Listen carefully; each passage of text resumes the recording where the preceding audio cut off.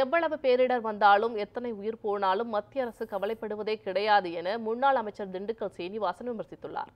உசிலம்பட்டியில் செய்தியாளருக்கு அவர் அளித்த பேட்டியை சூப்பர் பைட்ஸ் பகுதியில் தற்போது பார்க்கலாம்.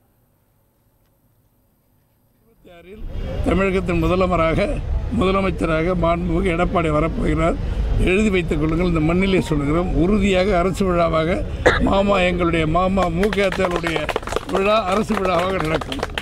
பேரிடர் சம்பந்தமான நிதியை கூட மத்திய அரசு எந்த நிதி இது கேரளாவுக்கும் சரி இருக்கிற அந்த நாட்டுக்கும் அவங்க அல்வா திருநெல்வேலி இருக்கிறத இப்போ டெல்லியில் வச்சிருக்கிறாங்க. அல்வா கொடுப்பதை தவிர எந்த வேலை செய்கிறதில்ல மத்திய அரசாங்கம்.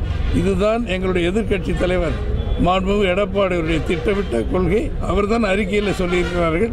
எனவே இந்த ஆட்சி மாற வேண்டும் என்று சொன்னால் வந்த பிறகுதான் தெரியும். அது வரைக்கும் இது எந்த இடத்துல என்ன பேரிடவு எத்தனை பேர் சேர்த்தாலும் அதை பற்றி அவங்களுக்கு கவலைப்படுறதே கிடையாது.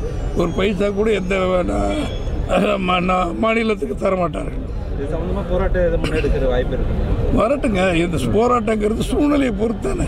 திடீர்னு அங்கே இப்போ அந்த மேற்கு வங்கத்தில் நடந்துச்சு, அங்கே மெழுகுவத்தி போராட்டம்லாம் நடத்திக்கிட்டு இருக்காங்க. அது மாதிரி நம்ம மாநிலத்தில் சந்தர்ப்பம் டிபெண்ட் அப்பான் தி சிச்சுவேஷன். என்ன சூழ்நிலையில் வருதோ அதை வச்சு நம்ம எல்லாமே பண்ணுவார். எதிர்க்கட்சி தலைவர் on the spot presence of மைண்டை யூட்டிலைஸ் பண்ணி மின்னல் வேகத்தில் அறிக்கை கொடுப்பார். அதில் யாருக்கும் எதற்கும் பயந்தது கிடையாது அதிமுக.